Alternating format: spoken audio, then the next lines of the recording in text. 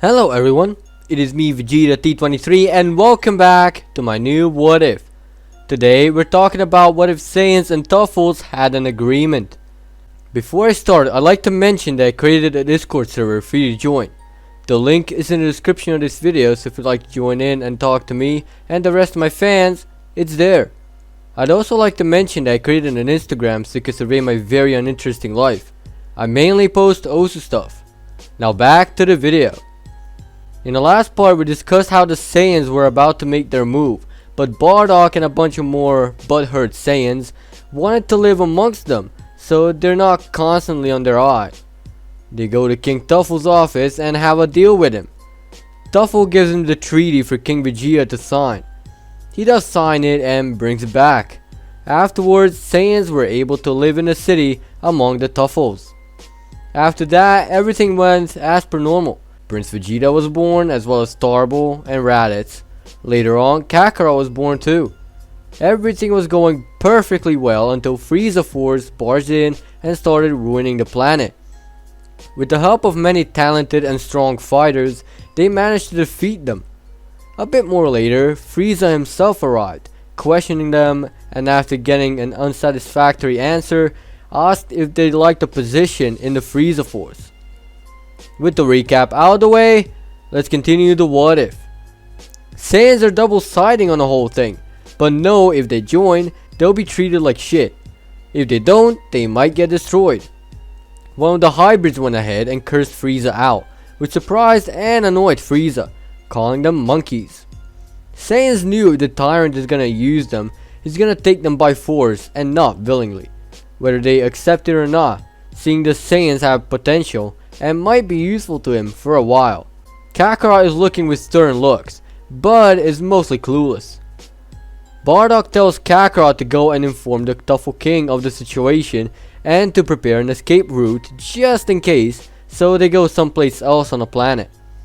Kakarot does so, being low under the radar, and asks of the king, which is conveniently there, to prepare everything.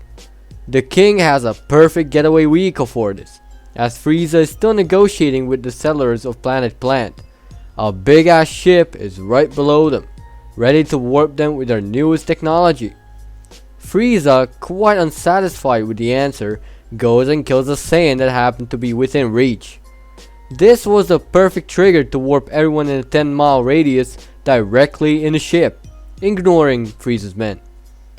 They then travel to the other end of the city and launch all engines. Frieza notices this and attempts to destroy the ship. He succeeds in destroying one ship, but well over 100,000 pods crash out and scatter, making it impossible for Frieza to pinpoint that one that is the leader. So he goes and tries flying up and destroying everyone with one big supernova. He prepares it really quickly, but it doesn't do much damage to the ships. However, the planet is reduced to rubbles. The old inhabitants watch their planet get destroyed in front of their own eyes, mourning the progress they've made on this planet. All of them then ditch out into space as they began setting coordinates. Frieza notices not a single one got destroyed, so he leaves it to the Ginyu Force. In that amount of time, the Tuffles managed to gather information about the ships and their coordinates. The report won't coming their way in pursuit mode as they go and circle other solar systems.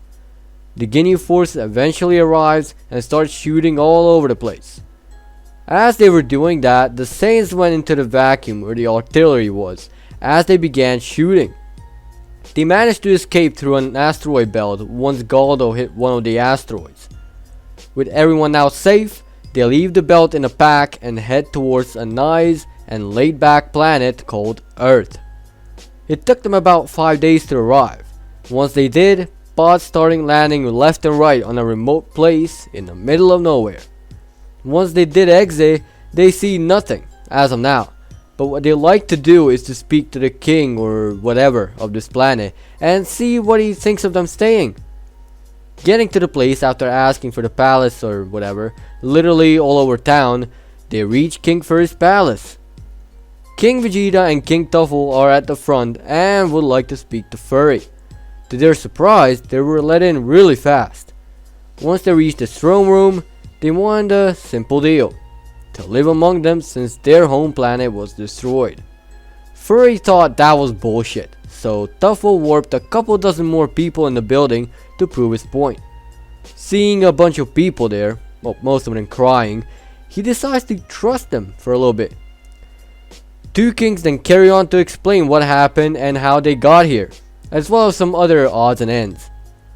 Furry looks on at them all for a moment, takes a deep breath, then says they can all share a planet, but they have to go far away as to not interfere. They can visit cities and stuff, but their civilization has to be concealed from theirs. The two kings agree on that deal, as all three will be able to visit each other and stuff, but still have separate kingdoms. After 3 years, the Earthlings got quite amazed by the growth of Saiyans and Tuffles on their planet. Tuffles had amazing technology, and Saiyans had great combat and expanding abilities. However, a new foe has arrived that might shred Earth in total darkness. From his seal rose King Piccolo, and he's thirsty for world domination. Remember how I said how something might shred Earth in total darkness? Yeah, well, with Saiyans around, that's not gonna happen, as Kami is looking on to the two new races that came down and is wondering if they'd like to help the cause. Roshi, Krillin, and Yamcha are already looking for Piccolo, but their searches are inconclusive. Kami visits the Saiyans, seeing their high passion for combat. Bardock looks on as Kami approaches him, wondering if there are any more than just Earthlings and Tuffles on this planet too. Kami introduces himself as the Earth's Guardian. Bardock reads his power level, but sees that Kami isn't anything special. Kami explains that there's a foe on this planet that he tried to get rid of for a long time, and he needs help because he doubts Earthlings martial artists can do any good. Bardock is kind of annoyed by it, so he calls his son Raditz and tells him to speak to Kami. In other corner, Kami explains everything again to Raditz. Raditz, however, disappoints, saying he has a date and gives Kami an indirect middle finger. Kakarot is then called by Raditz to deal with the old man about some fighting, and Kakarot is more than happy to hear about it. Kami just TLDRs the whole thing, and Kakarot accepts the battle, saying he can't wait to fight someone other than his father, brother, and Prince Vegeta. Kami then takes him to Piccolo. Once there, they see two people down and two old men, one powering up and another buff old man who's about to rush the Slugman. Kakarot descends and looks at Piccolo, getting excited for the battle. King Piccolo sees Kakarot and wonders who this kid might be, so he just tries to get him out of the way by punching him. Kakarot takes the punch and doesn't even flinch in the slightest. He roasts/compliments the humans, saying that their race is so weak, as he starts playing with King Piccolo. Krillin, Yamcha, Roshi, and Gohan look on in utter confusion as to what's happening. Kakarot is dodging Piccolo's attacks like nothing, and then returns really hard punches all over his body, making his body deteriorate. Piccolo tries every trick in his book, including the mouth beams, surprise attacks, rushing, you name it. Kakarot dodges or blocks all of them, and returning twice as hard.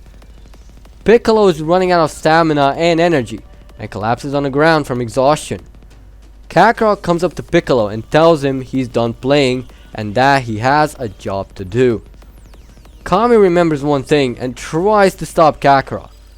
Kakarot doesn't respond and punches Piccolo in the air and then shoots a massive wave through Piccolo. Piccolo is mortally wounded and about to die, but before he does, he spits out an egg which flies far away. Kakarot comes over to the human group and begins questioning how did they have such issue dealing with a weak opponent such as Piccolo. Krillin is trying to be smug and responds with how he isn't a superhuman. Kakarot goes over to the oldies and helps them up. Before Kakarot has a chance to talk with Kami, he's gone. Kami then contacts Kakarot through his mind and thanks him, telling him to meet him on his lookout. And with that, we're leaving things be for now. Thank you for watching. If you think I have bad what if ideas, then click dislike. But if you like the video, hit that like button. If you'd like me to cover your idea in the near future, comment down below. And as always, peace out.